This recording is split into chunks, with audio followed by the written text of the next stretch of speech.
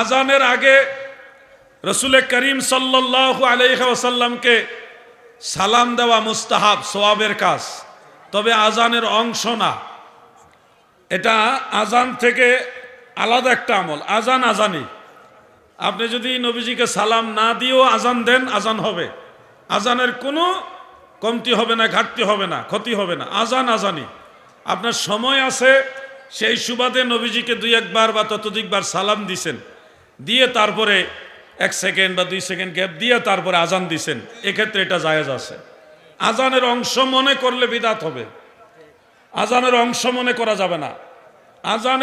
আজানের আগে নবীজির মহব্বতে যদি নবীজিকে 2-1 বার সালাম দেন, তারপরে 1 সেকেন্ড 2 সেকেন্ড গ্যাপ দিয়ে আজান দেন, তাহলে এটা জায়েজ আছে। কে জায়েজ করলো, কোথা থেকে আসলো? উত্তর হলো রাসূল আকরাম সাল্লাল্লাহু আলাইহি ওয়াসাল্লামের সাহাবী, নবীজির মুয়াজ্জিন হযরতে বেলাল রাদিয়াল্লাহু আনহু, তিনি আজান দেওয়ার আগে এরকম নবীজির প্রতি দুরূদ সালাম এবং অন্য দোয়া পাঠ করে তারপর আজান দিতেন। এই মর্মে 2টা হাদিস শরীফ আছে। যেমন ফজরের আজান যখন হযরতে বিলাল রাদিয়াল্লাহু আনহু দিতেন, তখন তিনি সরাসরি আজান দিয়ে দিতেন না।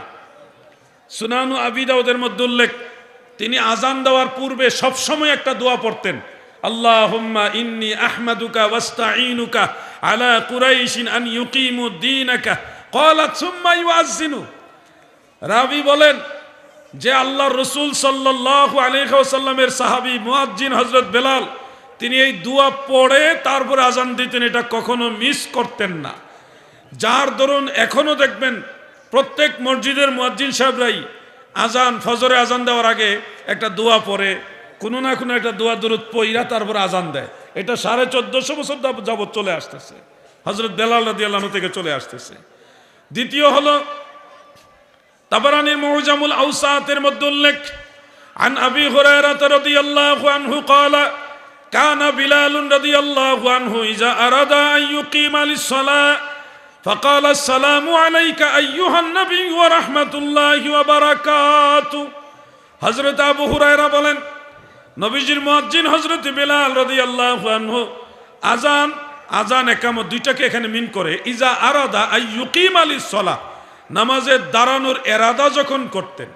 নামাজে দাঁড়ানোর চূড়ান্ত এরাদা এটা হয় একামতের মাধ্যমে। একামত দেওয়া মানে কি? নামাজে দাঁড়ায় গেল, চূড়ান্ত এরাদা। আর আজান দিলেই তো নামাজের কথা মনে পড়ে, এটা হলো প্রাথমিক এরাদা। হযরত বিলাল রাদিয়াল্লাহু আনহু নামাজে দাঁড়ানোর এরাদা যখন করতেন, তখনই তিনি নবীজিকে আগে সালাম দিতেন। সুবহানাল্লাহ বলেন। এখান থেকে প্রমাণ হয়, কোন মুয়াজ্জিন যদি চায় তাহলে সে নামাজে দাঁড়ানোর এরাদা হিসেবে একামতের পূর্বে অথবা আজানের পূর্বে নবীজিকে অন্ততপক্ষে 1 বার সালাম দিতে পারবে। এটার দলিল আছে। যারা এটা নিয়ে বাড়াবাড়ি করেন, দয়া করে আপনাদের অনুরোধ করছি, বাড়াবাড়ি করবেন না। এটা আজানের অংশ হিসেবে আমরা আমল করি না, মুস্তাহাব হিসেবে আমল করি। কেউ সালাম না দিলেও তার আজান হবে। আমরা বলি না যে সালাম না দিলে সে কাফের হবে, ফাসেক হবে, বলার অধিকার নাই। কিন্তু সালাম দিলে সওয়াব হবে, নবীর মহব্বত বাড়বে। সম্ভব হইলা নবীজিকে 1-2 বার সালাম দিয়ে তারপর আজান দেন, সম্ভব না হইলে সালাম ছাড়াই আজান দেন। কিন্তু নিজেরা মুসলমানে সংঘাতে লিপ্ত হবেন না, বিরোধিতা করবেন না। আল্লাহ তাআলা আমাদের বোঝার তৌফিক দেন। সবাই বলেন আমিন।